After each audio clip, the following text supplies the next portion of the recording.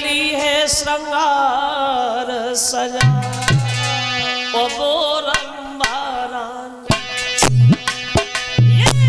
चली है श्रृंगार सजा वो रंभा रानी।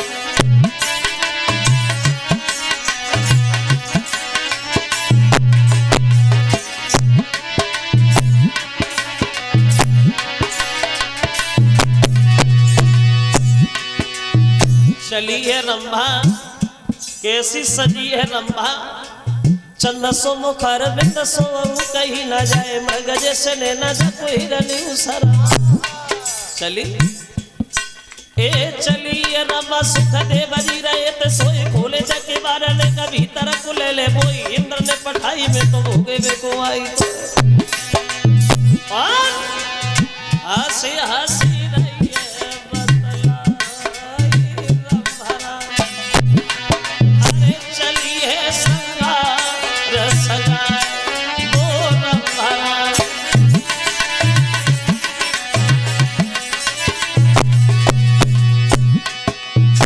सुखदेव ने रंभा के ये शब्द सुने तो सुखदेव रंभा से बोले, रंभा बुद्धि खराब है तेरी? बोले क्या कह रही है तू? और बोले सुखदेव तू तो धर्म की मेरी मां, और देखेंगे ये शराब भस्म हो जावे वो तेरो गाल।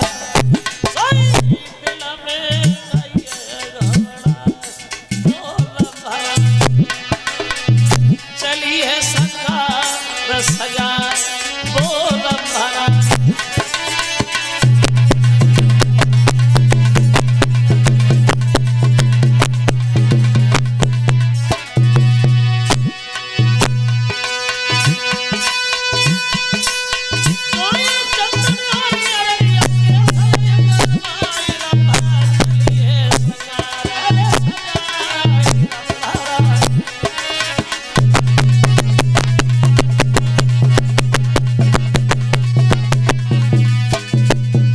सुखदेव बोले रंभा, अरे तू हमारी धर्म की माँ है, मैं तेरे बच्चे जैसा हूँ, अगर ये गलत विचार तेरे दिल में आए तो मैं तुझे श्राप दे दूंगा। तो श्राप का नाम सुन के रंभा डर गई और ये पीछे घर वापस लौटे आई। और सुखदेव की तपस्या सफल हुई है वहां। अब तपस्या तो सफल भई, लेकिन सुखदेव को स्वर्ग की प्राप्ति नहीं भई, स्वर्ग नहीं मिला। क्यों?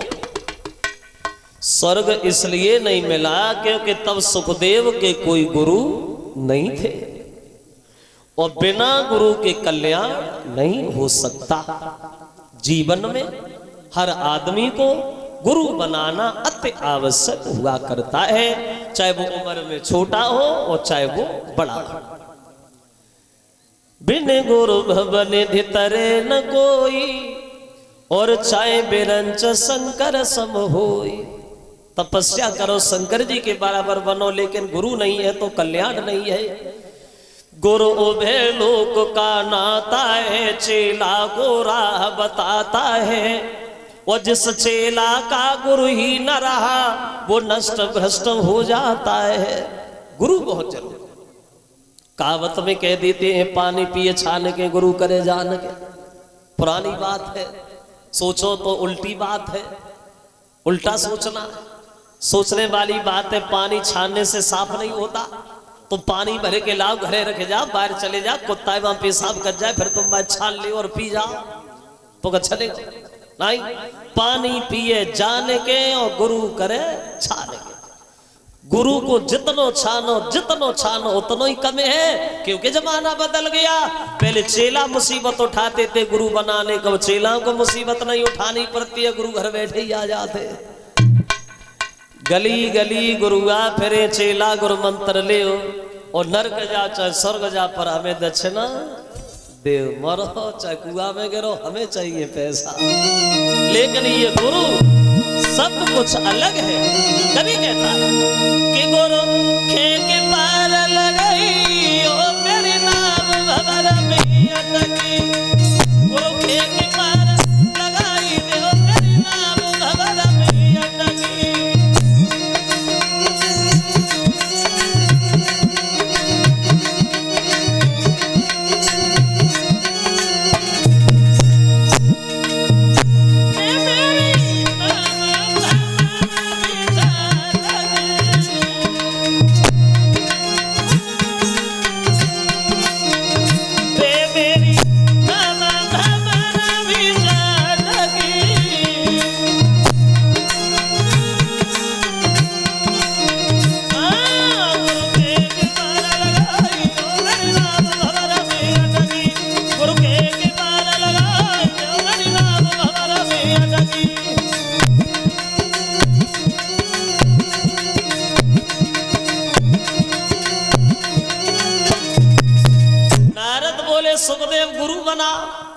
ऐसे कुछ नहीं होगा।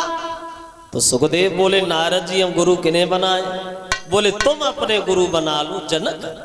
तो नारद ने बताया सुखदेव ने अपने गुरु बनाए जनक, और जनक के गुरु का नाम था अष्टावक्र। वही थे सुखदेव जो अमर कथा सुन के अमर हो गए थे, बहुत बड़े विद्वान थे। आज वह सुखदेव परिषद को कथा सुनाने के लिए तैयार होते हैं गंगा के किनारे हरियर क्षेत्र में। ऊंचे से सिंहासन पर बैठ करके सुखदेव समझाते, सुनो महाराज, अब कथा सुनने के लिए बैठ तो गए हो, लेकिन तुम्हें कथा सुनने के नियम पता है? बोले क्या नियम है? बोले कथा सुनने के नियम ये हैं, भगवान की कथा में जब भी बैठो, जब भी, चाहे थोड़ी देर बैठो चाहे पूरे दिन बैठो, लेकिन जब भी बैठो तो कुछ बातें ध्यान में रख के जरूर बैठो। कौन सी बातें? तो बोले सुनो, भगवान की कथा में जब भी बैठो तब बोले कि हर कीर्तन में बैठते समय और कुछ ऊंच नीच का ध्यान न हो।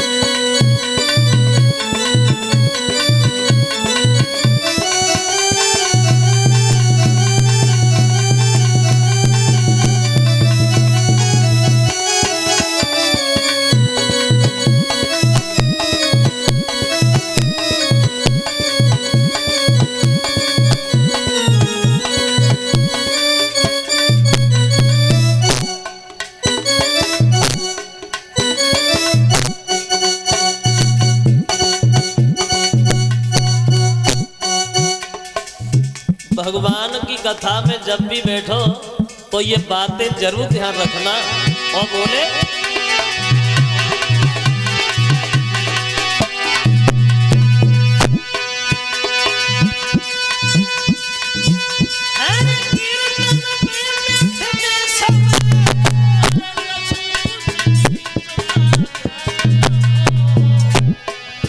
अपने घर का, अपने पल का, अपने धन का अभिमान न हो।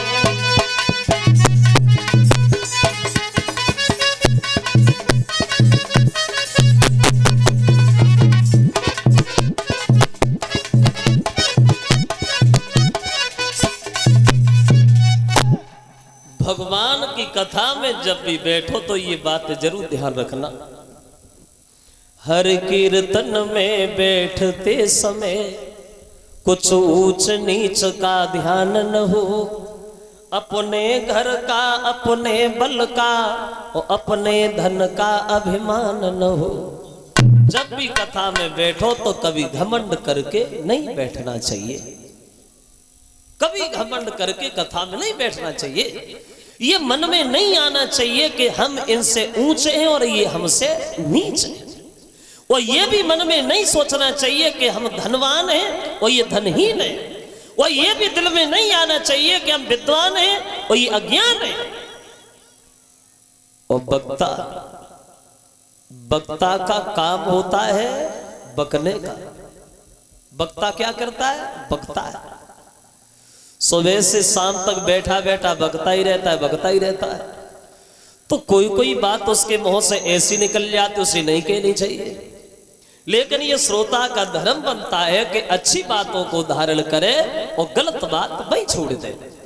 जो जीवन में उतारने योग्य बातें वो तो याद रखे, और जो हमारे योग्य बातें नहीं है वो वही छोड़े। हमें इससे कोई लेना देना नहीं, अपने अपने पास रखो, हमें कोई मतलब नहीं। कथा का फल उसी को प्राप्त होता है। लेकिन अगर मगर किंतु परंतु इनका मतलब कुछ अलग है। लेकिन पहले कथा सुनने वाले थे, अब कथा सुनने वाले नहीं रहे।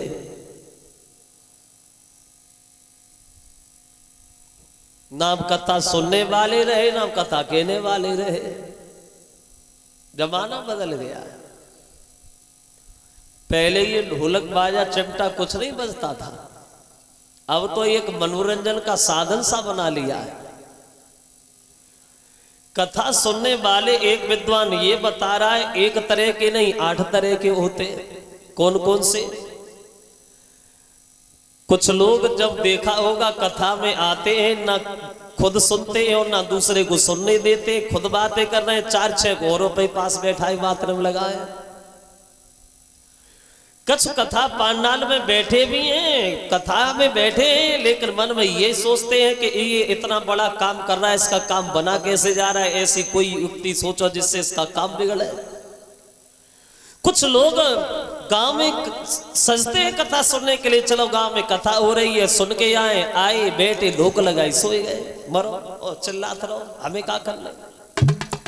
कुछ लोग इसलिए आते हैं कि घर पे बैठे बैठे टाइम नहीं कट रहा है, थोड़ी देर कथा में ही बैठ जाएंगे, टाइम ही कट जाएगा।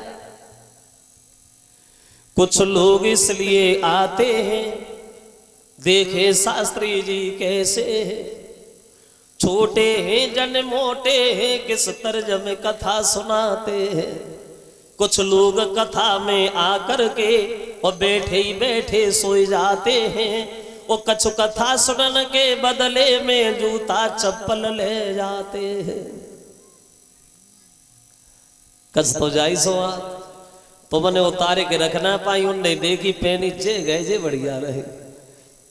तो जैसी जाकी भावना उते सोता सुहाए, वो सबे नीव कर वो लगे, वो ऊट प्रेम से खाए। वो देखो, अगर हम घमंड करें भी तो हम घमंड करें काहे का? चलो मान लिया दौलत ज्यादा है, हमें पैसा का घमंड है, तो एक बात सोचो, ये क्या पैसा बना ही रहेगा? ऐसे ऐसे लोग देखे हैं जो जिनके घर में ये नहीं पता था दौलत कितनी थी, आज लोगों के घरों में देखो तो रोटी भी नहीं हो रही। जिन लोगों के घरों में सुबह का भोजन शाम का भी इंतजाम नहीं, आज लोगों के घरों में देखो तो दौलत से भंडार भरे हुए हैं। भक्त की बात है, उस समय पे कभी गुमान नहीं करना चाहिए, क्योंकि एक विद्वान कहता है कि धन से भोजन मिल जाता पर भूख न मिलती।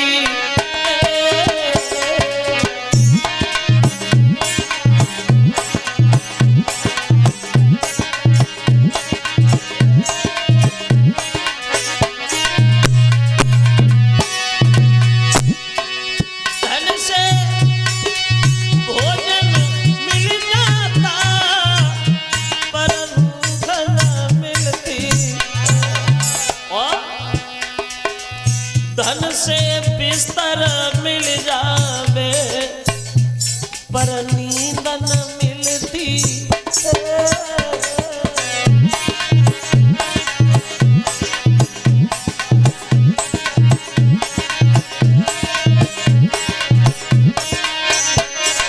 और सुनो, धन से बंदूक मिल जाती, हिम्मत एक नहीं 4 खरीद ला, लेकिन हिम्मत कहीं परचूनी की दुकान पे नहीं मिलेगी। अगर किसी दिन मौका लग गया तो खेत में डाल के ही भागना पड़ेगा। धन से बंदूक मिल जाती, हिम्मत नहीं मिलती, और धन से औरत मिल जाए। ब्याह कल्ला ब्याह ना हुए उधर चले जाओ, नहीं कसवाएगा, लेकिन धन से औरत मिल जावे, धर्म पत्नी न मिलती।